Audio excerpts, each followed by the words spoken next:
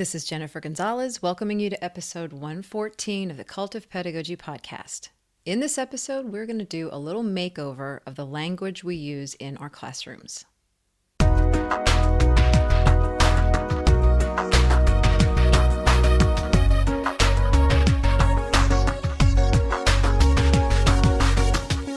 Consider two classrooms, room 1 and room 2.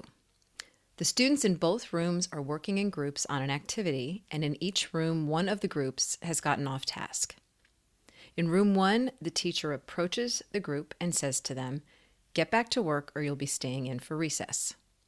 In room 2, the teacher approaches the off-task group and says, "This is not like you. What's the problem?" And then, after students explain the problem, follows up with, "Okay, how do we solve that?" In both cases, the teacher addresses the off-task behavior, but the language each one uses is completely different. The first teacher is threatening a consequence, sending the message that the activity's only real value is avoiding punishment. By contrast, the second teacher affirms students' identities as kids who would normally behave pretty well, then follows that by inviting them to solve their own problems. It's possible that both teachers will get the same result from this interaction, and the students in both rooms will get back on task.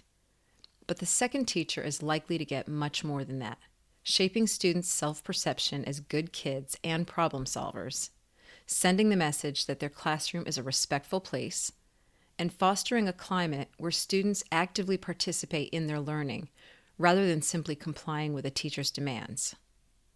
And if the teacher in room 2 is consistently crafting language to send these positive, empowering messages, that impact increases exponentially.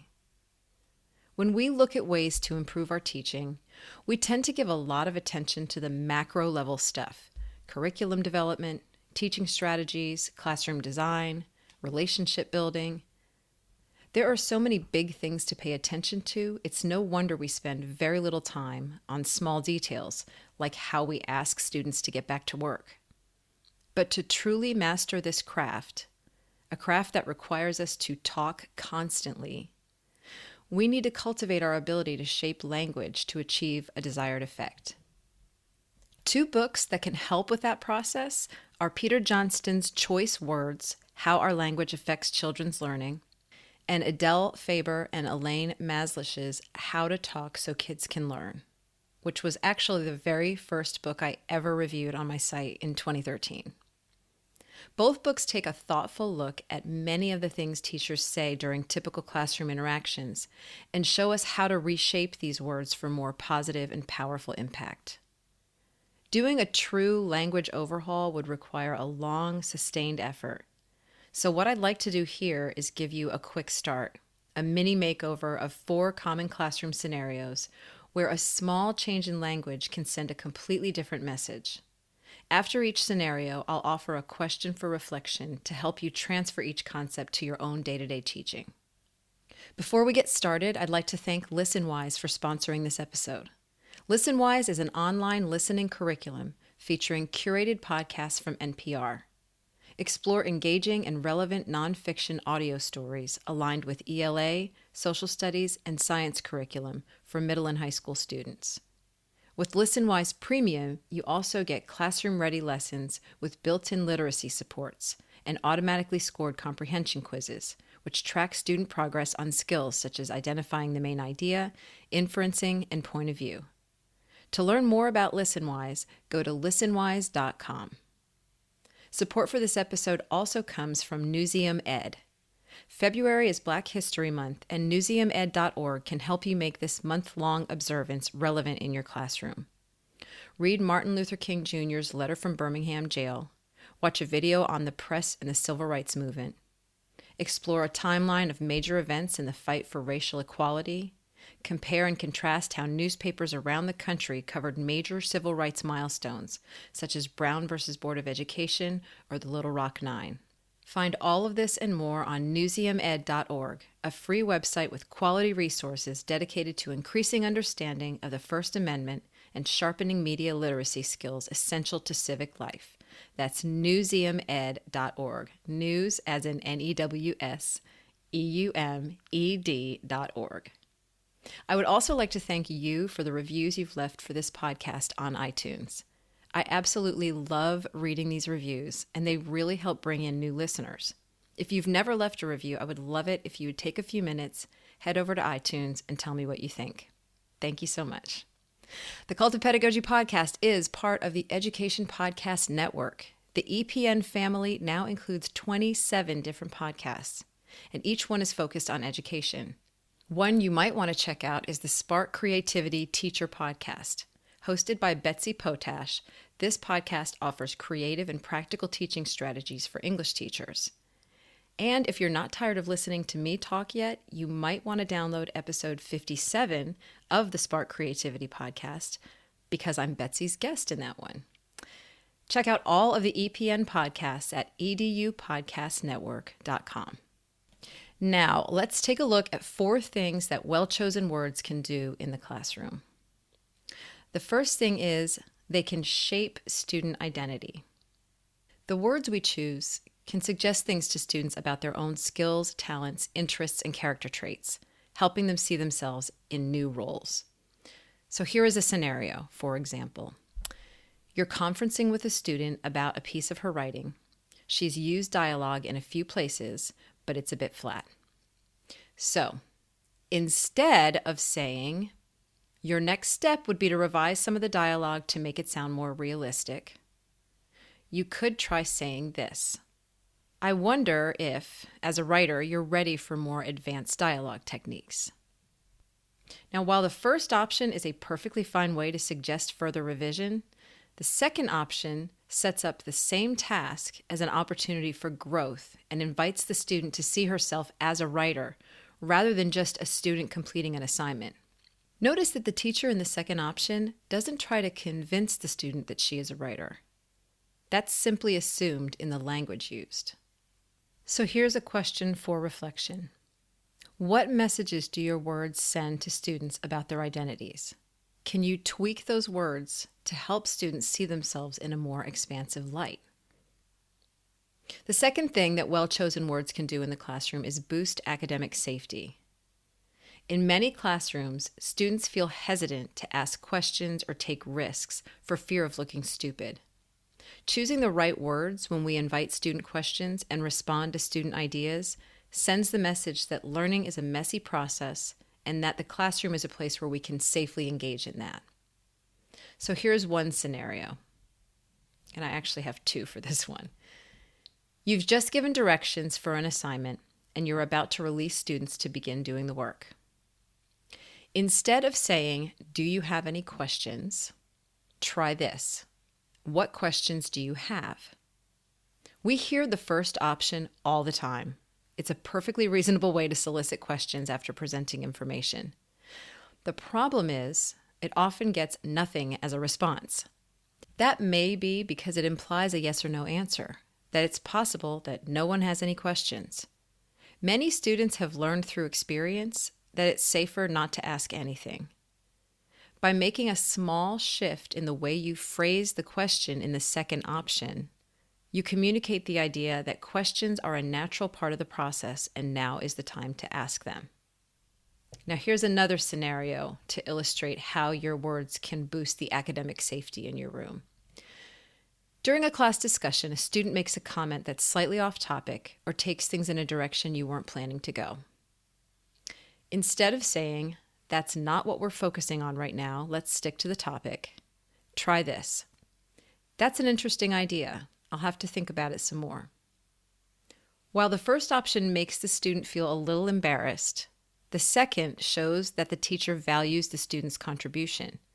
And rather than treating the comment as off topic, the second option actually holds it up as interesting and worth further reflection. The student comes away from that interaction thinking of him or herself as someone with unique ideas. So here's a question for reflection. When you invite questions or respond to comments, are you sending a message that all ideas are welcome, or are you communicating to students that only certain contributions are acceptable? The third thing that well-chosen words can do in the classroom is build student agency. If our goal is to help students become more self-directed learners, we need to build their sense of agency. the belief that they are capable of making their own decisions. So here's a scenario. You've had students working in groups on a task that took most of a class period. Although some groups followed directions and worked well together, some fooled around and ran out of time, and others got stuck because they disagreed on how to complete the assignment. At the end of class, you have everyone go back to their seats for a debriefing. You're frustrated by how things went, and you want things to go better next time. Instead of saying, "Some groups did very well today, but I was very disappointed by what I saw in other groups. Tomorrow I need to see a big improvement," you can try this instead. What problems did you come across today? And then, how did you solve them? And then, what will you do differently tomorrow? The first option prioritizes the teacher's feelings over the learning process, and it communicates the belief that working as a group should be easy. Any problems that occurred were simply due to bad behavior. By contrast, the second option sends a message that problems are a normal part of learning, especially in groups, and that students are capable of solving those problems. By inviting students to consider ways they can troubleshoot, the teacher not only gives them the time and space to find creative solutions, but also increases their sense of agency over their own challenges. Here's a question for reflection. When you talk to students, what message do you send about who is in control of the learning? The fourth thing that well-chosen words can do in the classroom is invite self-discipline and prevent escalation. Dealing with off-task or disruptive behavior is a normal part of teaching, but how we respond to it makes all the difference.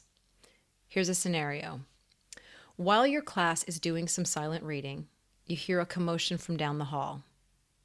Peeking out, you see a group of boys sitting outside a classroom a few doors down. They appear to be working on some kind of project, but they are also pretty loud and they look like they may be goofing around a little. Instead of saying, "Boys, stop making all that noise. If you can't work quietly, I'm going to have to ask your teacher to bring you back inside," you could try this. "Boys, you can be heard clear down the hall." In the first version, students are given a directive, then threatened with a consequence if they don't comply. The exclamation points also suggest that these lines are delivered with some anger. This type of response is not at all unusual, but it's not the most effective way to handle a problem like this. Making all that noise sounds like they're just out there having a party with no regard for anyone else's needs, and the threat suggests that the only reason they would quiet down is to avoid punishment. In the second version, the teacher simply gives information.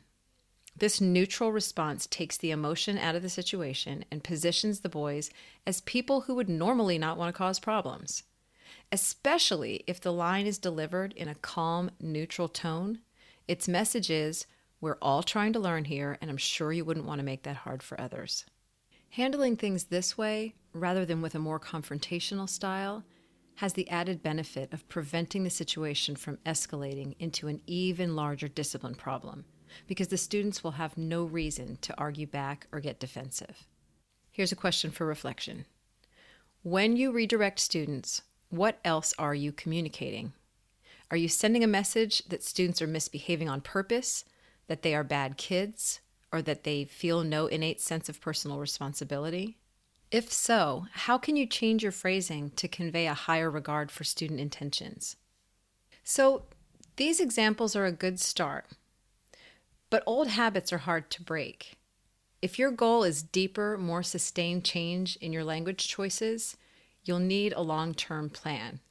So I have a few suggestions for a more long-term type of a study of your language. The first one is to form a study group. In this little session, I have only scratched the surface of all the ways you can refine your language in the classroom. By reading choice words or how to talk so kids can learn, or better yet, both, you'll get a much more thorough examination of your language and many more options for how to revise it. So I would suggest that you find a group of teachers to take it on and meet on a regular basis to discuss what you're learning.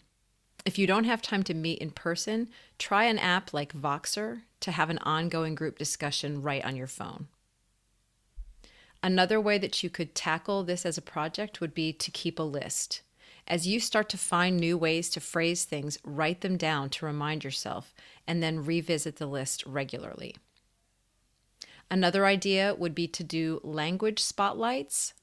If you're working on this project as a staff, you could dedicate 3 minutes of every faculty meeting to sharing a single language makeover that teachers can try in the upcoming weeks. And even to lighten that load, teachers could take turns being the one who brings a spotlight to share. Finally, a great tool for studying your own use of language is video. Few tools are more powerful than video for finding ways to improve your teaching. If you really want to find places where your word choice can be improved, record yourself teaching and then watch with a focus on language. Fine-tuning your classroom talk isn't something that happens overnight. And once you've begun the process, you'll probably never feel done. But just being aware of the impact is a huge first step. And with every small tweak you make, you'll get closer to true mastery and more satisfying, powerful teaching. For a written version of this episode, including links to both books, visit cultofpedagogy.com, click podcast, and choose episode 114. To get a weekly email from me about my newest blog posts, podcast episodes, and products, sign up for my mailing list at cultofpedagogy.com/subscribe. Thanks so much for listening, and have a great day.